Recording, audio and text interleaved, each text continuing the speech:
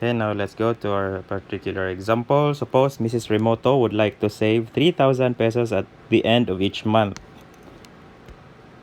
for 6 months in a fund that gives 9% compounded monthly. So the same sila in month. So this is a simple annuity. So how much is the future value of her savings after 6 months? So this is the cash flow, no?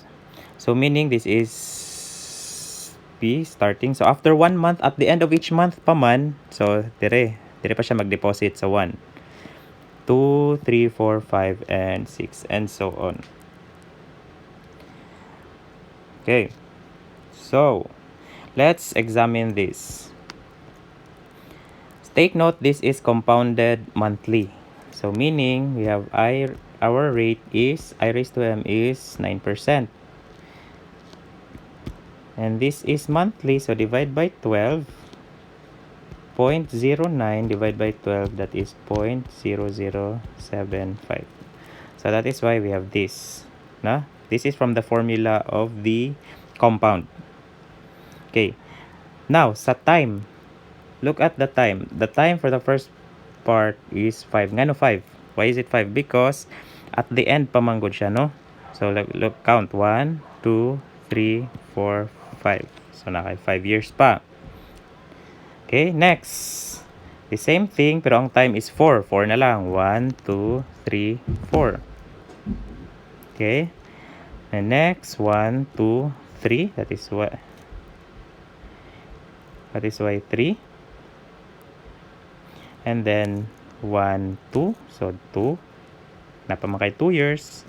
Then napakay 1 year. Then for the last, di nakaka-gain og interest because last naman yung deposit nimo. Okay, so add this, you will get 18,340.89. This is the amount of annuity. No, simple annuity.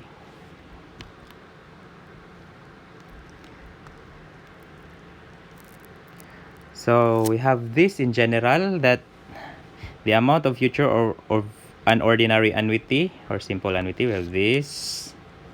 No, R is your monthly savings or payment, and this one is the number of terms. Okay, so the amount of annuity immediate is given by this formula, R times this expression. Your J there is your I raised to M over M. Okay, from our previous discussion. Ito sa compound. Take note of this. So this is the interest rate per period. And N is the number of payments.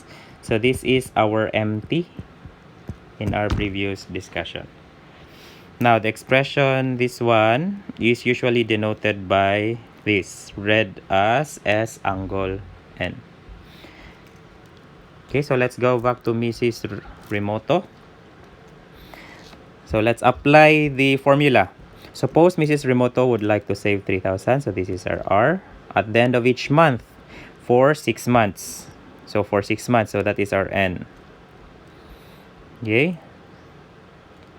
In a fund that gives 9% monthly. So this is our J. So this is now our IM over M. So that is our J. Okay, IM is 0.09 divided by 12, 0.0075. Then, use this formula. Okay, substitute. R is 3,001, then our J is 0.0075. Using your calculator, we have this. So if you notice, this is our answer in the introductory problem. Okay, mas dali na if we have the formula. All you need to do is understand the problem. Okay, this one. In order to save for her high school graduation, Marie decided to save 2,000 at the end of each month. 200 at the end of each month. So, nanapo ka na. Every month, this is 0 after 1 month, ay 200. After 2 months, putang na pag 200.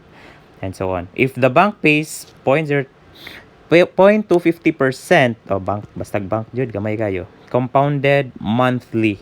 So monthly, so the same month. So this is a simple annuity. How much will her money be at the end of 6 years?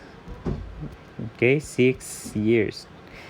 So our R is 200 pesos. Remember that our N is MT. Our M here is compounded monthly. So we have 12 times how many years? 6. So in terms of month, manggudta, let's convert that one to month. So this is 72. So that is why you have 72 months or 72 period. No, kay naka-month manggod. Okay, then our J is again, that is I raised to M over M. So I raised to monthly man 12, divide by 12. So using your calculator, you will arrive at this number. And then substitute. And you will arrive at 14,507.02. Please use your calculator. No, practice. You must arrive at this number.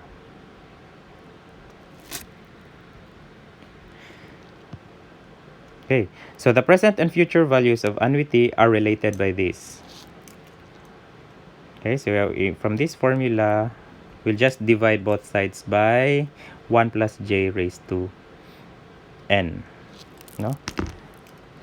So this is just the same from our previous discussion, that 1 plus I raised to m over m times mt. No? Mo ni si j, mo ni si n. So the same lang na sila.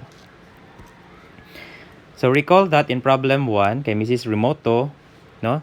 Suppose Mrs. Remoto would like to know the present, so P, value of her monthly deposit of 3,000 when interest is 9% compounded monthly. How much is the present value of her savings at the end of 6 months? So since we already know from example 1 that the accumulated amount after 6 months is this one, no, if nakalimot manggug ka, pila day mong present value. So we can have this as long as you know the future or accumulated amount. Then we can simply get the present value using the formula. This one. So again, we have this. Now our J is this one. So 0.09, this one, divided by 12 because compounded monthly. Times, this is 6 months naman. So this is already our N. N is in terms of months na. So no need to convert. So our TM there is 6. So this is N. Okay, this is our N.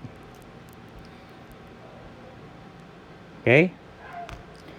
So if you compute, you arrive at this number, 17,536.79. Okay. By the way, you will use only TM if your N is in terms of year.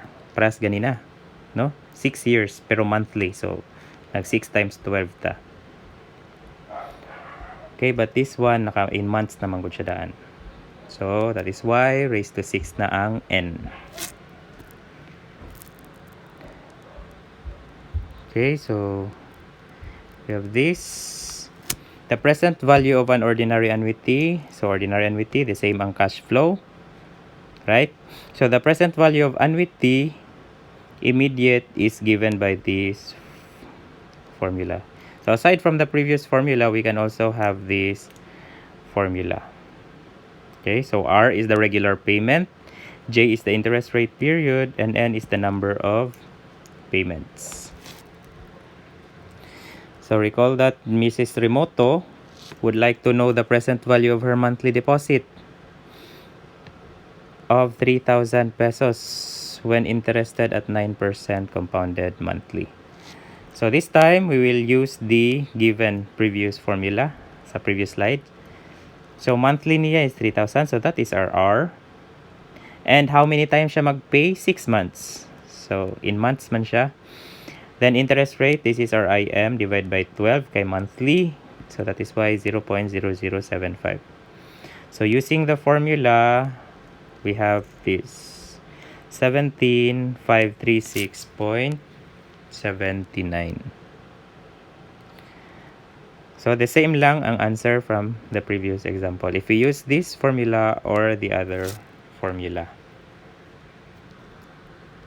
Okay. So any of the two will do.